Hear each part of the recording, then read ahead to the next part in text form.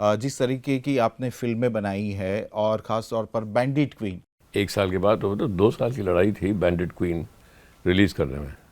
If you are very passionate about something is worth fighting for. Missing Sridevi sir. अरे यार, miss Sridevi जैसी actor India में कम हुई। Very different subjects, how you can make up your mind. एक तो जिस पहाड़ पर चढ़ चुके हैं उस पहाड़ पर नहीं चढ़ता मैं कभी। जी। आदत सबसे बुरी चीज़ है। क्या एआई वो हीरो हीरोइन की जगह लेगा आने वाले समय में? एआई का ये ज़रूर है, ये हो सकता है क्योंकि हमें मालूम नहीं अभी। यहाँ के जो हमारे मुख्यमंत्री थे, जो आज देश के प्रधानमंत्री हैं, the way he is running the country. Modi ji के बारे में कहूँगी, ये इतना काम करते कैसे? What is Sanatan for you? Who am I? Is सनातन।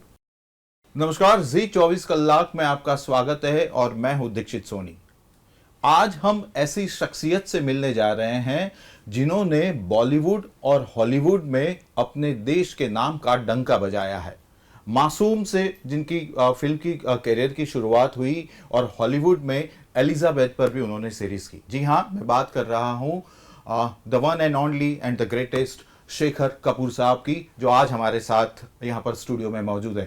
शेखर साहब, आपका बहुत बहुत स्वागत है and thank you so much for giving us a time आपसे बात करने के लिए। और हम तो आपके बहुत पहले से काफ़ी फैन रहे, छोटे बच्चे थे तब से आपका मासूम और मिस्टर इंडिया देखकर ही बड़े हुए हैं। तो आज आपसे बात करने का मौका मिल रहा है, it's a very great pleasure for us.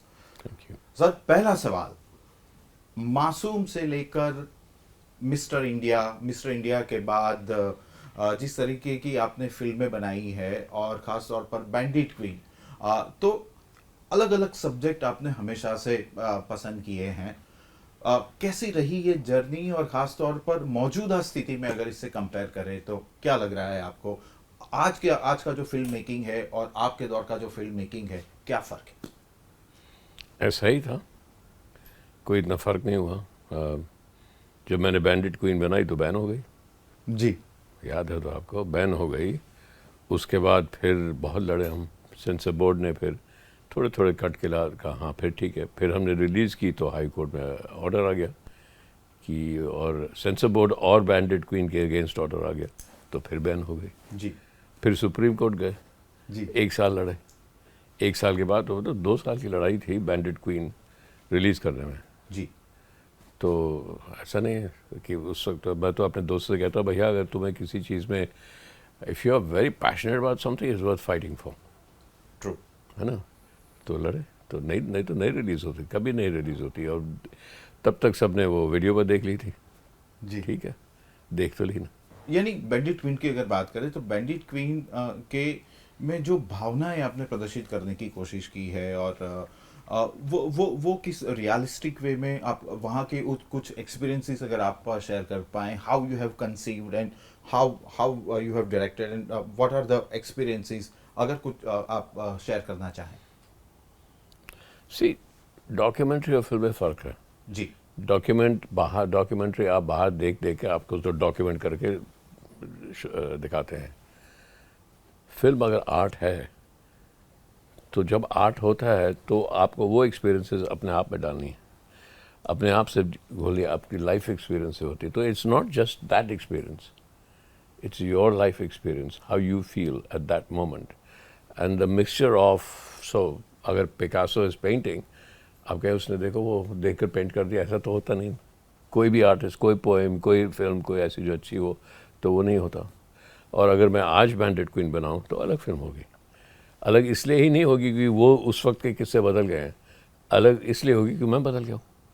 मैं वो इंसान नहीं रहा जिसने तब बैंडिट क्वीन बनाई थी, अब दूसरा इंसान हूँ। रोज़ आप बदल जाते हो। तो all of art is nothing but taking life experiences that you gather, trying to be honest to those experiences. But there's no honesty in art unless you put your experience in. True. Otherwise it's just अच्छा मैंने ये देखा, नहीं तो आप documentary बनाते हैं। जी। और मैं ये नहीं कह रहा कि documentary is not a relevant thing to do, but then it is a documentary. It's not you and you as a film maker और एज एन आर्टिस्ट इवॉल्विंग। और फिल्म बनाते बनाते आप खुद इवॉल्व होते हैं।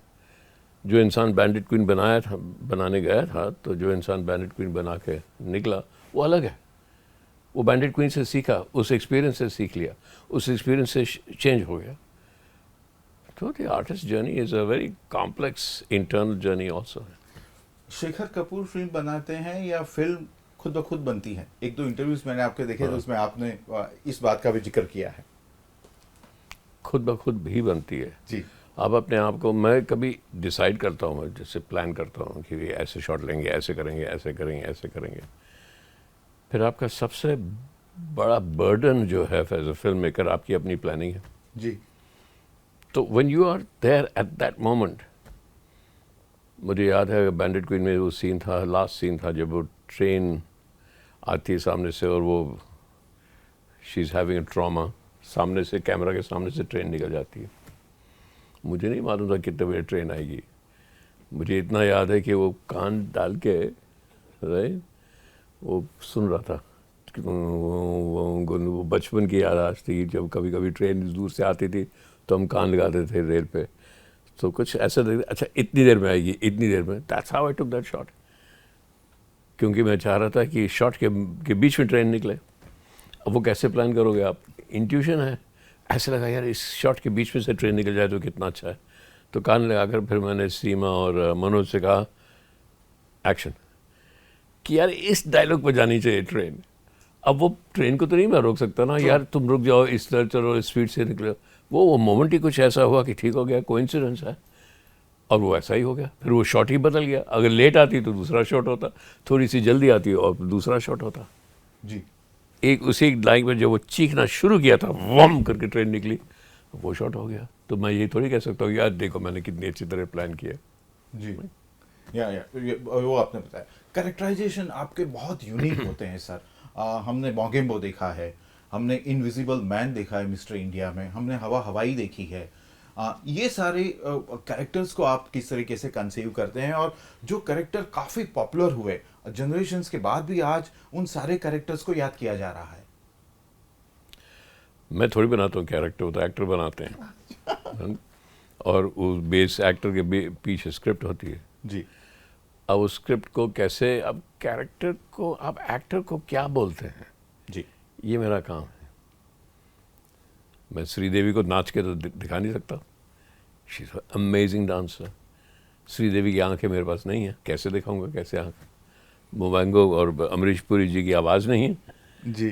तो मैं थोड़ी दिखा सकता हूँ. और अगर मैं अपने एक्टर को दिखाऊं ऐसे एक्टिंग करो तो बहुत ही बुरी फिल्म बनाऊंगा मैं, क्योंकि मैं इतना अच्छा एक्टर हूँ ही नहीं. जी. तो ये सीख लेते हैं आप कि आप एक्टर को अच्छी तरह जान लें, और एक बार आप एक्टर को अच्छी तरह जान लें तो उनके साथ कैसे उनको बोलूं क्या करना है, कैसा नहीं करना है, ये करना है, वो करना. लेकिन उसके बाद तो एक्टर है. जी. अब वो मिस्टर इंडिया में चार्ली चैपलिन सीन था, जब श्रीदेवी मूछ लगा के चार्ली चैपलिन बन के आती है. Wonderful scene, I remember that. अब जब मैंने उसको कहा करेंगे तो उसने खुद कितनी चार्ली चैपलिन फिल्म्स देखी. मैंने तो नहीं सिखाया उसको कैसे चार्ली चैपलिन करेंगे. मैंने उसको तो एक दिन मुझे याद है, मैंने कहा कैसा है कि अगर आपके ऊपर मैं मूछ लगाऊं तो बहुत इंटरेस्टिंग होगा. वहाँ से बात शुरू हुई. अच्छा. वहाँ से वो चार्ली चैपलिन निकला. फिर वहाँ से उसने अपने वो चार्ली चैपलिन देखी. जी. उसने फिल्म देखी तो पूरा कितना उसने चार्ली चैपलिन को अपने कैरेक्टर के साथ जोड़ दिया, अपने डांस मूव के साथ, अपनी आंखों के साथ. चार्ली चैपलिन की ऐसे करता था तो मैं ऐसे करूँगी. तो श्रीदेवी अपना काम है ना. Missing Sridevi sir today? अरे यार श्रीदेवी जैसी एक्टर इंडिया में कम हुई. जी. एब्सोल्युटली. क्योंकि ऐसे बैठी वो, ऐसे जैसे मैं बैठा हूँ, चुपचाप बैठी रहेगी, सुनती रहेगी, बातें करती रह गए थे. फिर जब कैमरा ऑन होता है तो सडनली बदल जाती थी. कुछ और ही स्पिरिट आ जाती थी उसमें, कुछ और ही एनर्जी आ जाती थी श्रीदेवी में एकदम करके. ये क्या हो गया देखते रहते थे हम तो. मुझे याद है पहली बार जब मैंने उसके साथ काम किया तो हम तो कट बोलना भूल गए. अच्छा. हाँ, वो कैमरामैन ने भी कट नहीं कहा, किसी से हम देखते रहे उसको, ये क्या कैसे कर. What was the scene sir? What was the scene? वो कोई एक फिल्म थी जो नहीं चली नहीं, उसका नाम था जोशीले. तो एक पंचगरी में डांस सीक्वेंस था. ओके. तो वो डांस कर रही थी, हम देखते रह गए ये क्या हो रहा है हमारे सामने. चार्मिंग ये सब कुछ. तो सडनली किसी ने कहा कैमरा चल रहा है शेखर. हाँ कट. ग्रेट. तो उन दिनों सबसे महंगी चीज़ स्टॉक भी होती थी ना, अपना I know, film I stock know. बहुत महंगी होती थी। The- अब तो डिजिटल चलता रहे, तो कैमरा को फर्क नहीं entire medium पड़ता। is different. Yeah. It has been changed. और अमरीश पुरी साहब के साथ की यादें, मोगेम्बो, आज भी बच्चे मोगेम्बो याद करते हैं इतने सालों बाद भी। हाउ द पता कैरेक्टर नहीं वाज यार, एक कंसीव्ड, तो सर? मैंने अमरीश जी को इतना इंस्ट्रक्शन दिया था, मैंने कहा था आपने शेक्सपियर बहुत किया है स्टेज पे, कहते हैं हाँ। मैंने कहा मान लीजिए मोगेम्बो को शेक्सपियर ने लिखा। नहीं, शेक्सपियर ने लिखा है तो आप मिस्टर इंडिया बना रहे हैं क्या? मैंने कहा ऐसे कीजिए कि शेक्सपियर ने लिखा है, लेकिन आपको प्ले ऐसे करना है जैसे बच्चों के लिए आप शेक्सपियर दिखा रहे हैं। जी। अच्छा, फिर मैंने कहा उन बच्चों ने जिसने कभी शेक्सपियर का नाम नहीं सुना, अच्छा, और वो बच्चे जो गांव में रहते हैं, अब आप मोगेम्बो प्ले। इतनी इंस्ट्रक्शंस थी मेरी, जी। और उन्होंने वहाँ से पूरा मोगेम्बो खींच लिया। और मुझे याद है इसमें राइटर की भी काफ़ी खूबी होती है। जब उन्होंने कहा चलो, काफ़ी मिस्टर इंडिया शूट हो चुकी थी मोगेम्बो लिखने से पहले भी, वो डागा और तेजा शूटिंग शुरू हो गई थी, तो मोगेम्बो, हाँ मैं जावेद साहब से कहता रहता मोगेम्बो का कौन है, कैरेक्टर सुनाई। तो एक दिन मैं उनसे मिला तो उन्होंने कहा शेखर जी हाँ मैं कैरेक्टर मिल गया। मैंने कहा क्या कैरेक्टर? कहते मोगेम्बो। मैं कहा ये तो नाम हुआ। कहते हैं शेखर साहब आप देखिए, जब कपिल देव शारजा में उन दिन कहा कि जी। सिक्सर मारेंगे तो लोग कहेंगे मोगेम्बो खुश हुआ, ये एक डायलॉग उन्होंने दिया मुझे। क्या बात, जब दिवाली खेलते खेलते तीने के आएंगे तो लोग कहेंगे मोगेम्बो खुश हुआ। क्या बात। और उनकी देखिए, उनकी समझ इंडियन कल्चर और डायलॉग कल्चर के ऊपर इतनी, ऐसा ही है ये दो हिस्से। ये तो इतना याद है मुझे कि कपिल देव का एक सिक्सर था शारजा में था, तब तो क्रिकेट बहुत शारजा में खेलते थे। जी। तो शारजा में था और वो साइन आ गया मोगेम्बो खुश हुआ। मोगेम्बो खुश हुआ। तो मैं कहा इस वक्त तो राइटर की समझ भी बहुत है। करेक्ट। अपने राइटर भी स्क्रीन प्ले के लिए इस तरह के लिए, मासूम गुलजार साहब, मासूम मानवीय रिश्तों की एक अनोखी कहानी। और दूसरी तरफ अगर हम देखें, मिस्टर इंडिया, इनविजिबल मैन आ जाता है, और realistic bandit pen, very different subjects. How you can make up your mind with all the subjects together? एक तो जिस पहाड़ पर चढ़ चुके हैं उस पहाड़ पर नहीं चढ़ता मैं कभी, इसलिए क्योंकि फिर आदत पड़ जाती है। जी। आदत सबसे बुरी चीज़ है, सक्सेस सबसे बुरी चीज़ है, और ये एक्सेप्टेंस की मैं जानता हूँ वो सबसे बुरी चीज़ है। मैं नहीं जानता, इसी क्रिएटिविटी की शुरुआत तो उसी से होती है। मुझे नहीं मालूम कैसे करना है, मैं नहीं जानता। पहाड़ पर चढ़ना, अरे यार ये कैसे चढ़ेंगे पहाड़ पे? अगर आप पहले चढ़ चुके हो, आपको मालूम ना, यहाँ से हाथ रखो, फिर यहाँ टांग रखो, फिर ऐसे चलो, फिर उस तरफ से निकलो, फिर उस तरफ, फिर कोई चैलेंज नहीं है। जब when it's unknown, आपको पता ही नहीं क्या करेंगे। मैं तो शूटिंग भी ऐसे करता हूँ, पूरा प्रिपेयर करके करके करके, अब मैं कहता हूँ अब अननोन क्या है इसमें। अब आप मालूम पड़ गया आपको कैसे शूटिंग करनी है, आप वैसे ही कर रही हैं और बोरिंग हो जाए पिक्चर। तो कुछ करते रहता हूँ अपने आप को। मैं बोलता हूँ अपने आप को, अरे शेखर ये तो तेरा लास्ट डे है, तो लोग निकालते कि तुझे कुछ नहीं मालूम, तुझे कुछ नहीं मालूम, तू कुछ नहीं मालूम। तो सेट पे जाता हूँ तो लोग वहाँ 200, जैसे वो मैंने एक पिक्चर बनाई थी 4 feathers, 200 कैमल थे मोरक्को में जी। आपको, 100 ऊँट थे और 200 घोड़े और पूरे एक्स्ट्रास वगैरह। और director, assistant director, sir camera कहाँ रखना है, मुझे मालूम नहीं। ऐसा नहीं कि मैं सोच के नहीं आया था, उस वक्त बहुत ज़रूरी है मुझे ये कहना कि मुझे मालूम नहीं। जी। क्योंकि जब ये सोचते मुझे मालूम नहीं, तो फिर आपका इंस्टिंक्ट बहुत तेज़ हो जाता है। जी। जब आप वॉर युद्ध पे जाते हैं तो आपको पता नहीं गोली कहाँ से आ रही जी। है ना, तो उस स्टेट में मैं डाल देता हूँ अपने आप को। उस वक्त पता नहीं कहाँ से गोली आ जाए, कैसे आ जाए।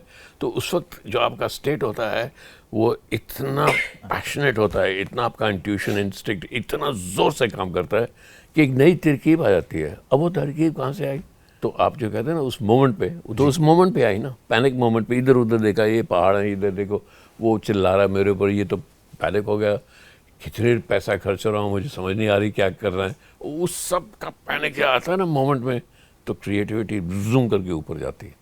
ग्रेट। आपने लंदन में चार्टर्ड अकाउंटेंसी की, बाद में फिल्म मेकिंग, और आपने पहाड़ का जिक्र किया। और पहाड़, हिमालय के साथ भी आपकी बहुत सारी यादें जुड़ी हुई है। एक किस्सा आपके बारे में सुना था, आप हिमालय पे एक बार कहीं चले गए थे, क्या मामला था, क्या किस्सा था? कुछ नहीं, किसी लड़की के पीछे जाकर भाग गया मैं पूरा। ऐसा हम करते हैं ना उस वक्त।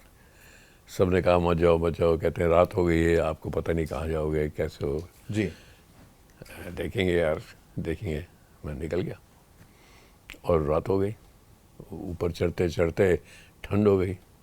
होता है अब आप तो इतने कपड़े नहीं पहने थे मैंने, वो ऊपर बुरखा नहीं, वो पकड़ा जो पहनते हैं माउंटेनियरों जी पहना, जी जी उसको ऊपर से हुड डालो तो पसीना आए, निकाले तो पसीना बर्फ बन जाए। जी। तो बैठ गया मैंने ना, इधर अंधेरा हो गया, पता नहीं किस तरफ जाऊंगा कैसे जाऊंगा। और मैं बैठ गया, मैंने कहा अब तो ठीक है मौत आ जाएगी। एक ख्याल आया मुझे, क्योंकि मेरे पेरेंट्स ने, मदर ने चार्टर्ड अकाउंटेंसी करने भेजा था। दिल्ली में रहते थे, और दिल्ली में उस वक्त चार्टर्ड अकाउंटेंसी बहुत बड़ी डिग्री थी। हाँ। जितने लोग आते थे ना, ये चार्टर्ड अकाउंटेंट है, इससे शादी करवा दो अपनी बेटी की, चार्टर्ड अकाउंटेंट है, वाह।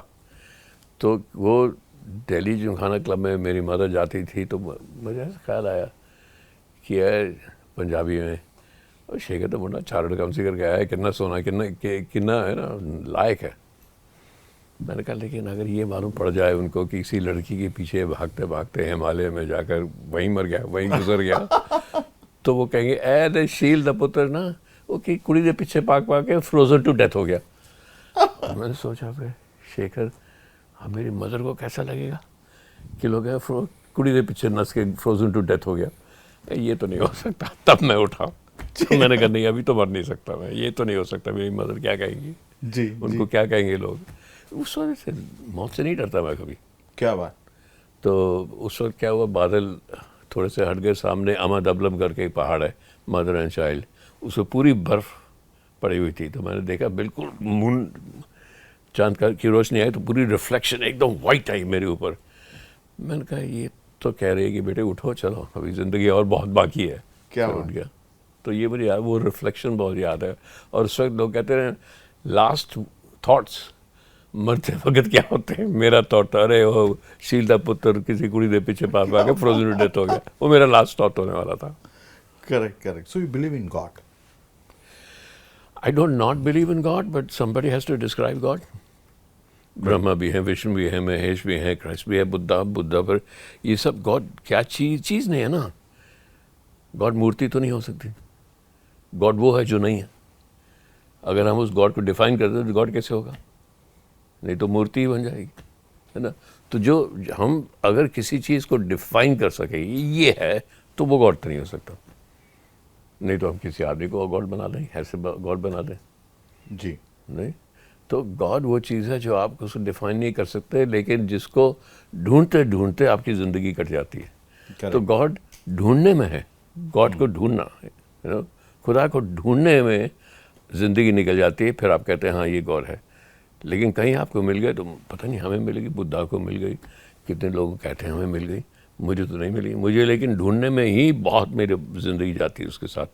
वो जो लॉन्गिंग जिसको कहते हैं, पता है हिंदी में वो ढूंढना तो इतना स्ट्रॉन्ग लफ्ज़ नहीं है। खोज में, खुदा के खोज में, गॉड के, भगवान के खोज में ही भगवान है। क्या बात, क्या बात। ज़ेन ज़ी, आजकल ये शब्द काफ़ी चर्चा में है सर। आपने जो फिल्में बनाई, मासूम से लेकर मिस्टर इंडिया तक, बाकी की जो कोई भी आपकी बैंडिट क्वीन सारी फिल्में हैं, क्या आपको लगता है कि अभी फिल्म मेकिंग थोड़ा डिफरेंट हो गया है, और जिस तरीके से साउथ डोमिनेट कर रहा है बॉलीवुड को, RRR की बात कर ले या साउथ की अलग अलग बाहुबली की बात कर ले, तो अभी का जो फिल्म मेकिंग है, जो सिनेमा है, साउथ का सिनेमा बॉलीवुड को डोमिनेट कर रहा है, कैसे देखते हैं आप? वो क्या हुआ था बॉलीवुड में, जो हम बॉलीवुड कहते हैं ऐसे कुछ है नहीं, बॉलीवुड ऐसे नाम दे दिया। तो क्या है? हिंदी फिल्म। अच्छा, ओके। हिंदी फिल्मों की बात करते हैं जी। साउथ में जो डायरेक्टर हैं वो अपनी कल्चर के साथ जुड़े हुए ज़्यादा। ट्रू। तो चाहे बड़ी फिल्म बनाएं, बहुत बड़ी फिल्म जैसे वो RRR बनी है जी, है? ये बड़ी फिल्म है, उससे फिर भी अपने कल्चर के साथ बहुत जुड़ी हुई हैं। हम हिंदी फिल्मों के डायरेक्टर को आदत एक बार पड़ गई थी सब हॉलीवुड फिल्म देखने की, कि हम हॉलीवुड की तरह फिल्म बनाते हैं। तो वो टेक्निक तो आ सकता है, लेकिन आप कहानी जो आप सुना रहे हैं वो आपकी अपनी होनी चाहिए। लेकिन अभी मैंने पिक्चर देखी नहीं, का धुरंधर एक पिक्चर है जो बहुत बड़ी हिट हुई है, तो वो डायरेक्टर ने समझ लिया है कि अपना कल्चर है, तो हिंदी फिल्म है ना, तो ऐसा है नहीं सब बार बार के ये सिर्फ साउथ की फिल्में चलती हैं, वो भी बहुत चल रही है, वो देखना चाह रहा हूँ मैं उसमें क्या है। तो ये जेंजी का नहीं है, ये अपना एक जो आजकल जो डायरेक्टर आ रहे हैं वो क्या चाहते हैं। सिर्फ आप अपने जनरेशन को कहकर नहीं बना सकते, मैं इस जनरेशन का हूँ कि मैं ये फिल्म बनाता हूँ। जो पिक्चरें चलती हैं वो आप उसमें बिलीव करते हैं कि नहीं। अगर आप उसमें बिलीव नहीं करते तो नहीं चलेगी। फिर आप ऐसे ये यहाँ से ले लो, यहाँ से ले लो, यहाँ से ले लो, ये उठा के फिल्म बना दो, वो नहीं चलेगी। क्या आप उसमें बिलीव करते हैं आपकी है तो फिल्म चलती है। तो जो पहले इतना दौर, धुरंधर से पहले जो दौर बहुत चल रहा था कि ज़्यादा साउथ की ही फिल्में चलती हैं, वो इसलिए वो अपने कल्चर में ज़्यादा रहते हैं। आप मलयालम फिल्म देखिए, वो मलयालम कल्चर की होती हैं जी, तमिल कल्चर की होती हैं, उन कल्चर में रहती हैं, उसी कल्चर में रहती हैं, और कहानी होती है वो कहानी वही होती है। कितनी कहानी इतनी है नहीं, लेकिन उस कल्चर में बनाते हैं वो कहानी, उस कल्चर को लेकर। हिंदी फिल्म में ये आदत पड़ गई थी उस कल्चर को ना लेने की कि ये कौन सा कल्चर है, हम तो हॉलीवुड में रहते हैं, हम नहीं रहते। जी। So you mean to say that कि अब धीरे धीरे हमारे कल्चर की फिल्में बन रही हैं और साउथ की फिल्मों के साथ हमारी जो हिंदी सिनेमा है वो भी कहीं ना कहीं टक्कर देगी उसको।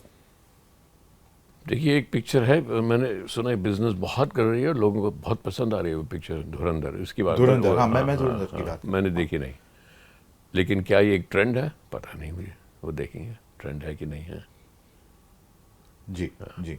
और सिनेमा को और ऑडियंस को बहुत अच्छी आसपास की चीज़ें इन्फ्लुएंस करती है। लोग शॉर्ट फॉर्म वीडियोस बहुत देखते हैं, यूट्यूब बहुत देखते हैं, सब कुछ देखते हैं। हाँ। वो सब चीज़ें अब यहाँ का मैंने देखा नहीं, अभी तो टिकटॉक तो यहाँ चलता नहीं है जी। लेकिन टिकटॉक को जो शॉर्ट फॉर्म वीडियो और बहुत बहुत आ चुके हैं सब, थोड़े प्लेटफॉर्म्स आ चुके हैं। लेकिन अगर अब अमेरिका में देखें तो 90% जो अब जेंजी कह रहे हैं उनकी व्यूअरशिप 3 चीज़ों पे 90%। जी। YouTube, gaming, TikTok. ट्रू। बाकी 10% है जो सिनेमा जाते हैं या म्यूज़िक वीडियो देखते हैं या OTT देखते हैं या सीरीज़ देखते हैं, सिर्फ 10% है। ओह। अब किसी को करना चाहिए, मुझे लगता है इंडिया में भी ऐसा ही हो रहा है। अब सिर्फ वो 10% ऑडियंस रह गई जो ये, या सिनेमा कितने 8,000 तो स्क्रीन है इंडिया में, चाइना में 90,000 है। जी। तो कितनी स्क्रीन पे आप कितना बिजनेस कर लेंगे और कितना लोग देख लेंगे। और मैं अपने लोगों से, जैसे मेरा जो ड्राइवर है, मैंने उससे पूछा ये फिल्म देखा, ये देखी, हाँ देखी, सब देखी। मैंने कहा अच्छा ये सब फिल्में तुमने देखी हैं, थिएटर कब गए लास्ट? सर पता नहीं 6-7 साल हो गए। तो मैं सिर्फ ये सिर्फ नहीं कह रहा, पायरेसी भी हो रही है और बड़ी बहुत दूसरी तरीके हैं पूरी फिल्म देखने की। तो पायरेसी तो एक ही चीज़ है, लेकिन और कितने प्लेटफॉर्म हैं। तो अक्सर मैं अपने स्टार से बोलता हूँ जो बहुत कमाते हैं, मैंने कहा ये सिर्फ अगर थिएट्रिकल से आपकी कमाई आ रही है तो इतनी कमाई नहीं होगी, वो पायरेसी की वजह से आ रही है। इसलिए क्योंकि आपकी फिल्में कितने लोग देख रहे हैं, या पायरेसी देख रहे हैं, या छोटे छोटे वीडियो देख रहे हैं, या आपका गाना उधर आता है वो देखते हैं, तो फिर आपको कमर्शियल्स मिलते हैं, फिर टीवी मिलता है करने को। तो ये बहुत बड़ी मार्केट, बहुत बड़ी है। स्क्रीन सिर्फ 8,000 है, 7-8 हज़ार है, चाइना में 90,000 है। जी। Huge difference brother, huge difference. So mainly you mean to say that कि एंटरटेनमेंट का फॉर्म जो है वो बदल रहा है, तो क्या आने वाले समय में जो एंटरटेनमेंट कंजम्पशन है, जो पैटर्न चेंज हुआ है, तो मेकिंग भी चेंज होगा सर? बिल्कुल जी। जिस तरह आप सोचते हैं वो चेंज होगा। अगर आप शॉर्ट फिल्म बना रहे हैं, अगर आपकी फिल्म सिर्फ 2, अभी इस बार ये गोवा जो इंटरनेशनल फिल्म फेस्टिवल उसका डायरेक्टर मैं था, इस साल ख़त्म हुआ, लेकिन इस साल में हमने एक नई चीज़ शुरू की, AI फिल्म्स। यस, हाँ, मैं आने वाला था उस पर, AI फिल्म्स पर। AI फिल्म्स पे कि हम आपको एक सब्जेक्ट देंगे और आपको 48 आवर्स में एक पूरी AI से फिल्म बनाकर हमको देनी पड़ेगी। वो कंपटीशन था, 48 आवर्स में पूरी फिल्म, ओह। और सिर्फ AI के साथ। जी। तो मैंने सोचा हाँ, लोगों ने AI अब शुरू कर दिया, थोड़े थोड़े AI के जितने सॉफ्टवेयर है, टूल्स से बनाएंगे। लेकिन जब मैंने देखा तो, और 2 मिनट से ज़्यादा नहीं बना सकते आप, तो उस 2 मिनट में 2-4 फिल्में मुझे रुला दिया। और एआई के साथ, कोई एक्टर्स नहीं है, कुछ नहीं है, सिर्फ एआई के साथ। ओह, दैट्स ग्रेट। हाँ, तो एक्टर वो एआई से बनवा लिए। एआई ने आपको एक कास्ट दे दी कि कुछ लड़की ऐसी लगनी चाहिए, लड़का ऐसा है, बच्चा ऐसा लगना चाहिए। तो अब एआई फिल्म्स अगर ऐसा कर रही हैं तो बदलाव तो आएगा। अब देखिए, अब ये अवतार जैसी थी, $200,000 $300,000 की हैं फिल्में, जी राइट। अभी एआई के साथ तो एक बच्चा $150 में बना देगा वो, जी कि टूल्स इतने सस्ते हो रहे हैं। अभी हम कहते हैं ना, 500 करोड़ की फिल्म, 500 करोड़ की फिल्म क्या वो ₹150 में बना देंगे बच्चे, क्योंकि एआई टूल्स इतने आ रहे हैं। तो जब कोई भी टेक्नोलॉजी एक कोई आर्ट फॉर्म को इतना सस्ता बना दे तो कितने लोग बनाएंगे। जी बच्चा बच्चा बना लेगा, कहेगा देखो मेरी फिल्म देखो, मेरी फिल्म देखो। तो इतनी महंगी फिल्म जब बनाएंगे तो अब उसको कैसे रिलीज करेंगे, कैसे दिखाएंगे जब बच्चा बच्चा हमारे साथ compete कर रहा है। करेक्ट। सो एआई जिस तरीके से जगह बना रहा है अपनी फिल्म मेकिंग में भी, क्या लग रहा है सर, जो पहले के टाइम में हीरो हीरोइन उनका जो एक स्टारडम था वो अब धीरे धीरे लुप्त होगा? क्या एआई वो हीरो हीरोइन की जगह लेगा आने वाले समय में? ले सकता है। जी एआई का ये ज़रूर है, ये हो सकता है, क्योंकि हमें मालूम नहीं अभी। ये पूरी दुनिया बदलेगी, लेकिन किस तरह बदलेगी, ऐसे बदल सकती है या ऐसे बदल सकती है, बदलेगी सही। मैं आपको एक कहानी सुनाऊं जी, प्लीज प्लीज प्लीज। कि एक सीईओ था, वो $10 बिलियन रेज करने गया वो। तो वो सुबह सुबह अपने दफ्तर गया कि कोई नहीं होगा दफ्तर में, चुपचाप मेरे शाम को इन्वेस्टर्स के साथ मेरी मीटिंग है। तो एक औरत थी जो फर्श साफ कर रही थी, क्लीनिंग लेडी। तो उसने कहा साहब आपके ये जो पेपर्स हैं मुझे आपके वो वेस्ट पेपर बास्केट में मिले, लगता है इम्पोर्टेंट, मैं फेंक दूँ क्या? तो उसने पेपर देखी, ये तो उसकी प्रेजेंटेशन है, ओह तो ये वेस्ट पेपर बास्केट में कैसे पहुंच गई? तो पहले तो उसने बड़ा शक से देखा इसके क्लीनिंग, इसको तो ना समझ आया, ना पढ़ी लिखी, इसको क्या मालूम, कुछ नहीं मालूम। तो शायद मेरे सेक्रेटरी नहीं है, सेक्रेटरी को निकाल दूंगा, उनको अपनी गलती से कैसे वहाँ डाल दी। तो अपने दफ्तर जा रहा था तो उसने कहा साहब मैंने पढ़ लिया। मतलब ये तो सोफिस्टिकेटेड, भैया मैं तो हार्वर्ड गया था, मैं तो MIT गया था, मैं तो IIT से निकला, इधर उधर सब जगह पढ़ के मैंने इतनी बड़ी कंपनी बना ली है, ये क्या पढ़ सकती है, इसको क्या समझ आएगी? तो करके जैसे उसने अपना दरवाज़ा बंद करनी शुरू की, सर माफ़ कीजिए गलत है आपकी कैलकुलेशन। क्या बात कर रही है? मैंने तो मैकिन्जीज़ को कहा था, मैकिन्जीज़ ने मेरे 10-12 करोड़ लिए पूरे करने के लिए, और शाम को तो मैं इन लोगों से बात कर रहा हूँ। तो उसने जब अपना दरवाज़ा बंद किया तो क्या शक आ गया उसके मन में, कुछ नहीं, उसको नहीं पता, एक बार पढ़ लूँ। पढ़ लिया तो गलतियाँ दिखाई दी उसको। ओह तो बाहर से एक नॉक आया और नीचे से कुछ कागजात आए, और बाहर से वो जो औरत थी जो साफ करती थी फर्श, उसने कहा साहब मैंने भी लिखा, आप देख लीजिए। अब उसने देखा वो बेटर थी। अब क्यों बेटर थी, ये है एआई का सवाल।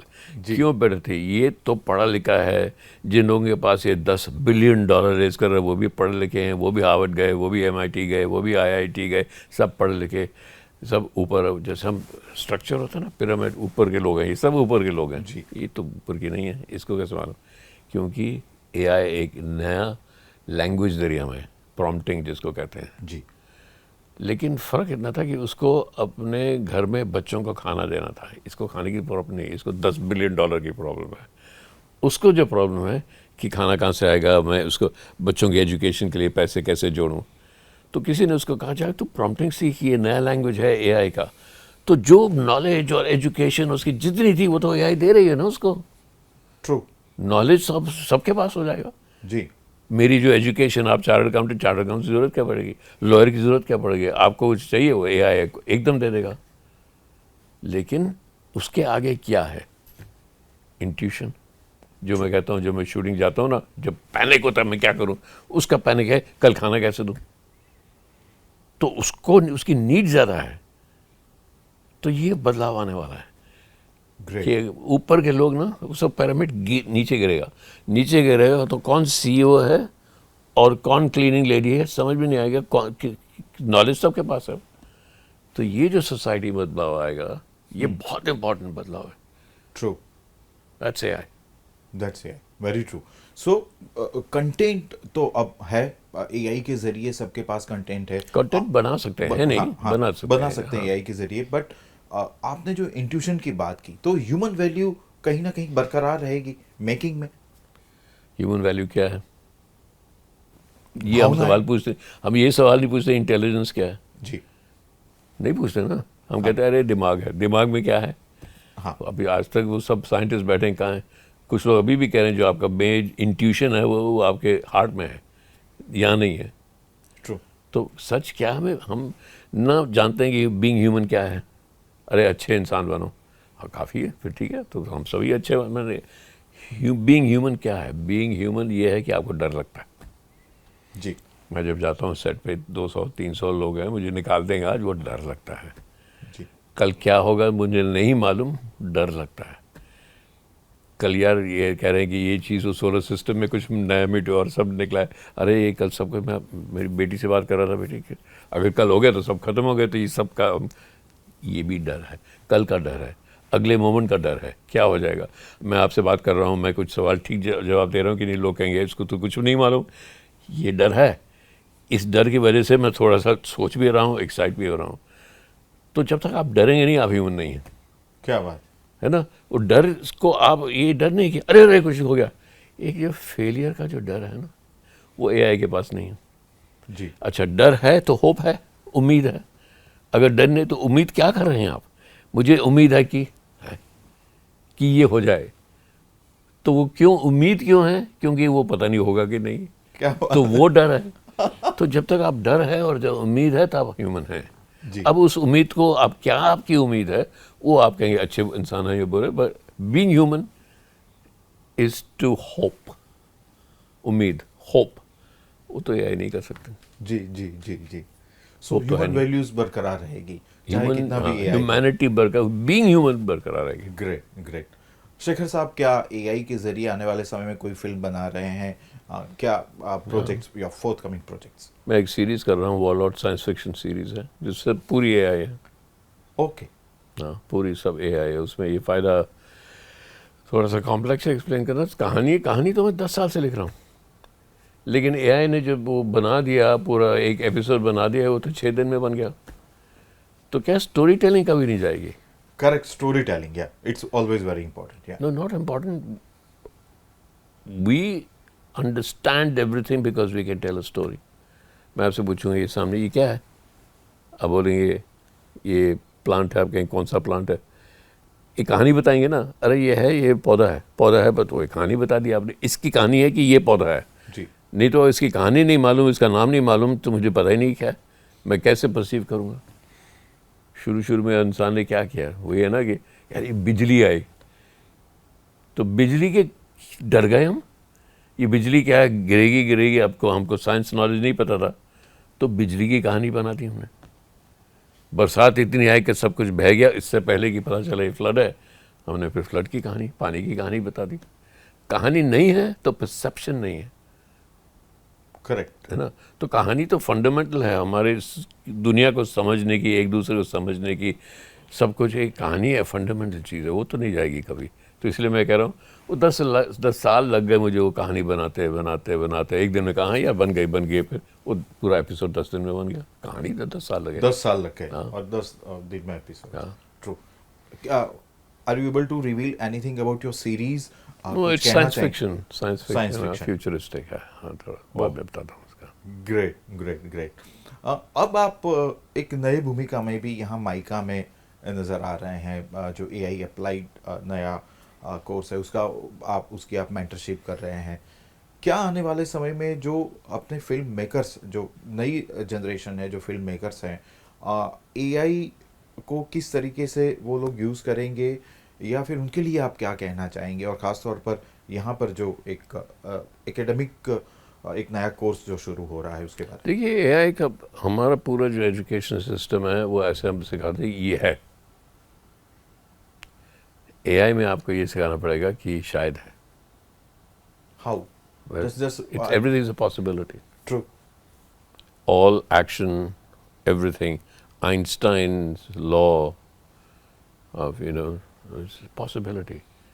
So सब कुछ क्वेश्चन करो, सबको सवाल अपना पूछो, दूसरे के सवाल भी दूसरे के सवाल हैं। अब एआई के ज़माने में you have to teach that this is what people no.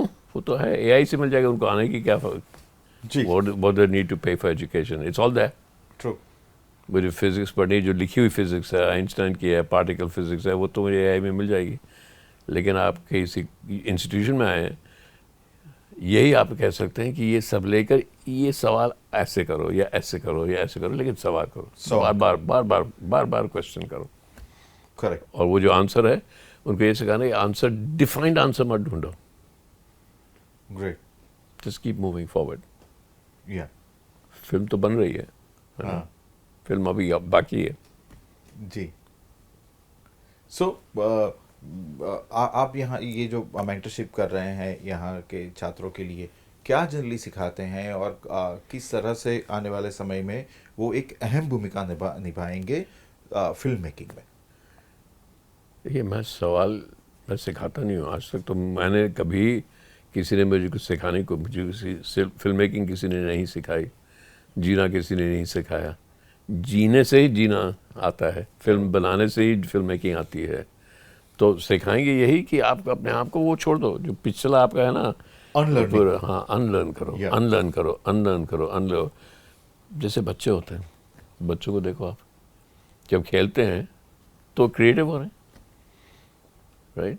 तो बच्चों की तरह बिहेव करो, बच्चों की तरह बिहेव नहीं, बच्चों की तरह सीखो, कितना उनका दिमाग खुला हुआ है। और आहिस्ते आहिस्ते एजुकेशन हमारा दिमाग यूँ बंद करता रहता है, बंद करता रहता है। उसको खोलो अभी, become more like children, open minded like children, questioning like children. चलो बचपन में हम क्या करते थे, right? किसी ने कहा बेटे उस दरवाजे के पीछे मत जाओ, उस दरवाजे के पीछे मत जाओ, बंद रहना चाहिए, इसको कभी खोलना नहीं। हम क्या करेंगे, बच्चे क्या करेंगे, एकदम जाकर खोलेंगे, पहले खोलेंगे। तो ये बचपना हम जिसको कहते हैं ना, अरे बचपना छोड़ो, कह रहे नहीं बचपना मत छोड़ो, क्या बात। बचपना याद करो, बचपना कैसा होता है। शेखर कपूर जी आज बचपन को कैसे याद करते हैं? जब इतना याद करता रहता हूँ, या बच्चा होता तो क्या करता हूँ। क्या आज मैं जाऊँगा पहाड़ पे, निकल जाऊँगा कुछ दूसरा भी। तो 24-25 साल का था तब, इस उम्र में क्या पहाड़ चढ़ पाऊँगा कि नहीं, लेकिन वो एडवेंचर दूसरा होता है। और ये फिलोसॉफिकल चीज़ है, लेकिन सबसे बड़ा सवाल है मैं कौन हूँ। मैं हूँ कौन? मैं शेखर कपूर हूँ, ठीक है, उससे क्या होता है ना? मैं हूँ कौन? पत्ता भी जब हवा आती है तो पत्ता एकदम सूखा झड़ जाता है, उसको मालूम है कि मैं यहाँ ब्रांच पे हूँ, ब्रांच पेड़ में है, पेड़ के जड़ें हैं, जड़ें वो पूरे सॉइल में हैं, और एक दिन मैं जब झड़ जाऊँगा तो मैं ठीक हूँ ना, क्योंकि झड़ जाऊँगा तो नीचे जाऊँगा सॉइल में, फिर पेड़ बन जाऊँगा, फिर आ जाऊँगा, फिर एक वो बने। वो उसको और कुछ कहने की, वो पत्ते को और कुछ कहने की ज़रूरत नहीं है। हमको प्रॉब्लम है, हम कहते हैं कि हम तो इमेजिनेशन, हम कहानी भी सुनाते हैं, ये तो मैं हूँ कौन? और कभी कभी मैं देखता हूँ बाहर ऐसा पत्ता हिल रहा है कि यार ये आई एम क्वाइट जेलस कि पत्ते को मालूम है मैं कौन हूँ, मुझे नहीं मालूम मैं कौन हूँ, मैं क्या हूँ, इंडिविजुअल हूँ, सब कुछ मुझे कहता है कि मैं हूँ ही नहीं। अगर मैं हूँ ही नहीं तो मैं क्या हूँ? ये है सवाल। ग्रेट ग्रेट, क्या बात, क्या बात। एक हमारी बातचीत में एक एस्पेक्ट छूट गया, उस पर मैं थोड़ा सा आना चाहूँगा। Hollywood, Elizabeth. बॉलीवुड से आप हॉलीवुड गए और वहाँ पर भी आपने काफ़ी संघर्ष किया। उस संघर्ष के बारे में कुछ जानना चाहेंगे, कैसे एलिजाबेथ इवॉल्व हुआ और फिर वापस आप इंडिया यानी भारतीय सिनेमा में आए? एक्चुअली आया नहीं अभी मैं, तो अभी वहाँ बैंडेड क्वीन के बाद चला गया था मैं। बहुत 3 फिल्में बनाई हैं, बाकी सीरीज़ बनाई वहाँ। जी। अब मासूम का दूसरा भाग यहाँ बनाने आया हूँ मैं। Oh that's great. हाँ तो संघर्ष होता है क्योंकि आप संघर्ष करना चाहते हैं। संघर्ष के बिना आप उस दूसरे दिन, मैं सुबह उठता हूँ, कहता हूँ आज क्या करूँ, आज किस चीज़ से संघर्ष हो, किससे लड़ूँ, कैसे करूँ, इसको फ़ोन करूँ, उसको फ़ोन करूँ, प्रॉब्लम क्या है, क्या सॉल्व करूँ। तो वो अलग संघर्ष नहीं है। जब आप करें जाकर संघर्ष मेरे वो पर्सनालिटी में होता है कि कुछ ऐसी चीज़ ढूंढो। अब इलोन मस्क कह रहा है कि मैं मार्स जाऊँगा, संघर्ष है ना, क्या पागल हो गए क्या। ट्रू। तो जब मैंने कहा था मैं चार्टर्ड अकाउंटेंट हूँ, मैं जाकर फिल्म बनाऊंगा, कह रहे थे पागल हो गए क्या। जब मैंने यहाँ फिल्में बना रहा था, मैंने कहा मैं हॉलीवुड जाकर पिक्चर बनाऊंगा। ऐसा नहीं कि मैं गया था और मिल गई, मैं गया, सबको छोड़ दिया, जितनी सक्सेस थी यहाँ छोड़ गया, बैंक अकाउंट मेरा ख़त्म हो गया।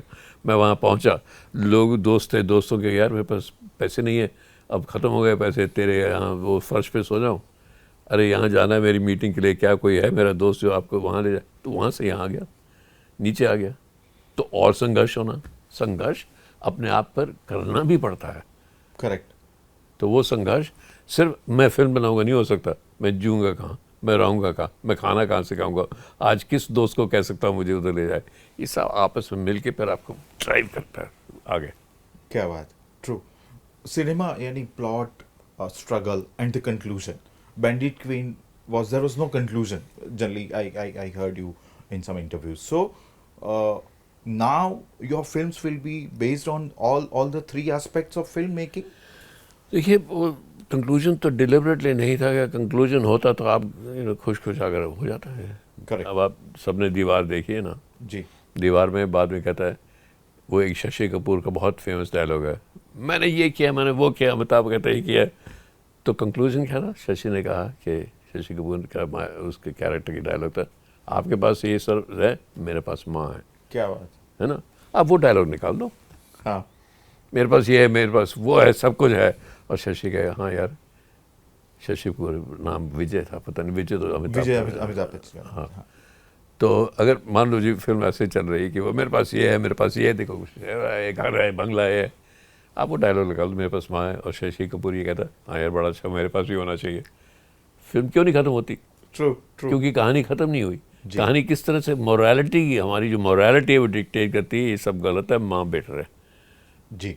है ना, तो फिल्म जब तक आप मोरालिटी, जिस मोरालिटी को आपने लेकर चले हैं कहानी में, उसको अगर आप कंप्लीट ना करें ऑडियंस के हिसाब से, वो तो ऑडियंस बाहर आ जाएगी, ये पागलपन है कि क्या है, फिल्म के क्लाइमेक्स नहीं है, क्लाइमेक्स तो वही है और कोई क्लाइमेक्स ही नहीं है।